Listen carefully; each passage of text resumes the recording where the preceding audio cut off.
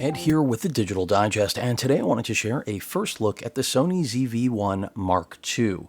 Now, for those of you that follow my channel, you already know that I own the ZV-1. I've enjoyed it since its launch, and I do think it's a great addition to Sony's lineup of point-and-shoot cameras.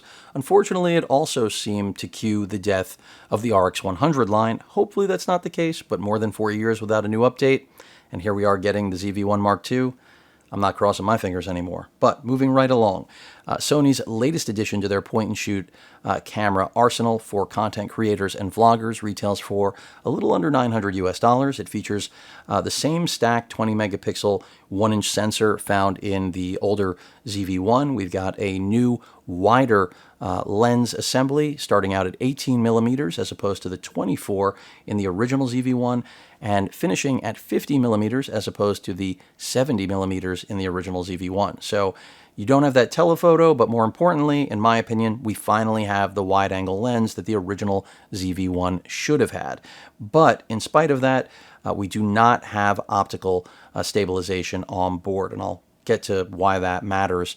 And of course, the ZV-1 did have optical stabilization. So beyond the wider lens, which really is the star of the show, another thing that I think is important is Sony has moved the quarter 20 mount for tripods, and of course fixing the camera on their vlogging grip away from the battery compartment. And this is a big deal because as long as it was near the battery compartment, that meant that you could never basically replace a battery without taking it off of that tripod or grip, which was a huge flaw for any sort of long format use of this camera. But when it comes to battery type, we are still working with the BX1, if I can get that into some form of focus here.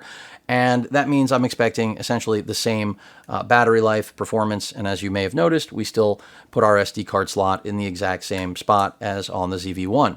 And mentioning the lens assembly difference, of course, you may have already noticed that my ZV-1 does have a piece of plastic mounted on it. And that tells you what you need to know about how important upgrading this lens on the new ZV-1 Mark II and making it wider was to users not just like me, but I'm sure all of you.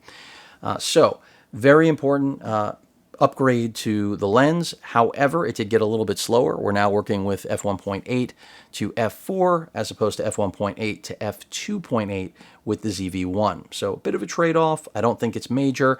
The actual controls and everything about this camera pretty much identical to the previous generation. Same 3-inch display that flips out, fully articulates into any position pretty much that you could desire.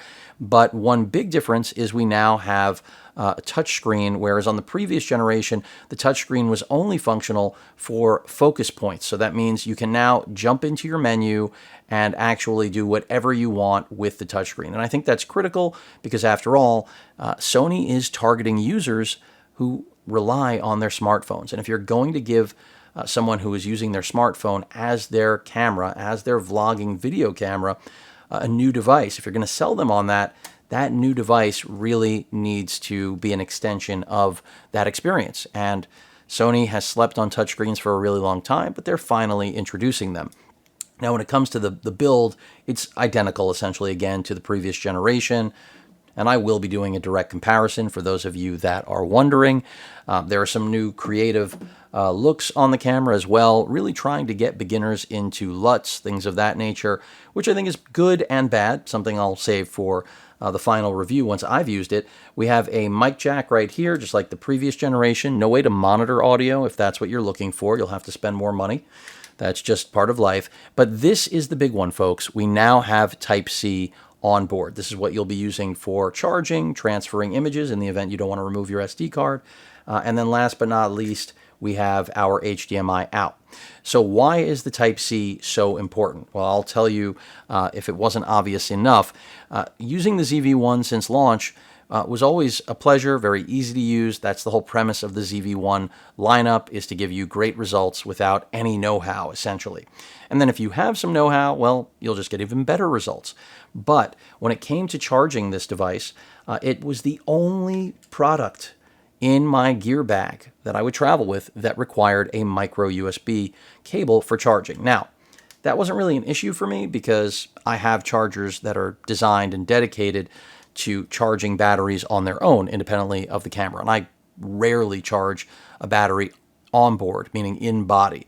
So not really a huge issue, but for many of you who travel with just one camera and do not bring around a smart charging system like me, which I think is the majority of humans on this planet, to have to bring one dedicated cable that will only service one device, it's a big pain in the butt. So having that Type-C protocol is a really big deal. And then also, it also happens to be a big deal when it comes to functionality, because if you plug this in to any PC, can't speak to Macs, but any PC, this will now natively be detected as your webcam or usable as a webcam. So Windows sees this as a webcam, whereas with the ZV-1, you will have to, again, hook up via the micro USB and then install Sony software in order for it to natively be detected, or not natively, but to be detected as a webcam. So that's a pretty big drawback. Other things you should know that are critical, basically, is that, as I mentioned, you have given up some of that telephoto capability for a wider shot. No optical stabilization, as I stated before, which we did have on the previous generation. And that does mean that when you're shooting at the widest point that the new Mark II can achieve, if you're actually moving and need to kick on active steady shot, it will crop in and effectively almost be as narrow a field of view as the 24mm starting point on this camera. So, that's a bit of a double-edged sword there. So even though we got the lens we all hoped for, losing optical steady shot means that you're kind of only going to ever really appreciate that 18mm capability if this thing isn't moving and doesn't need to be stabilized. So static talking head work, or you're vlogging while not moving. So just something to be aware of. We still have an ND filter. We still have that great performance of that 20 megapixel 1-inch sensor that is stacked. So I'm expecting a lot of really good performance from this, but whether or not this warrants an upgrade from the ZV-1, well, that's another story. And whether or not it warrants people to actually seek this model out for the higher cost than what the ZV-1 now sells for, that's another story as well. But what I can tell you is that it does at least look like a good upgrade. As I use it now over the next couple weeks before I send it back to Sony, I'll be able to let all of you know whether or not it is actually worth the premium over, again, its predecessor, the ZV-1. So that pretty much rounds things out. I mean, both are great cameras. We'll just find out whether or not the ZV-1 Mark II is really that much better in the real world here in 2023 for, again, a significant price bump, especially as this goes on sale and just gets priced even more aggressively. Right now, $900 versus $750.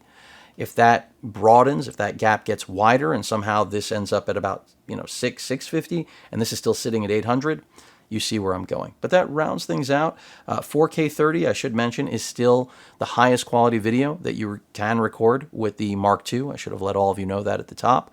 But really nothing has changed in what the camera can do other than the things that I've mentioned so far, which really are more about polishing operational issues, design issues. I won't call them flaws because they didn't make the camera unusable, but I think you get the idea of where Sony is going with this as they continue to try to entice consumers that don't rely on cameras, well, for filming themselves. What a world we live in. Any questions or comments, please feel free to post them. Hit that like button, and as usual, please feel free to subscribe, and please stay safe. Later.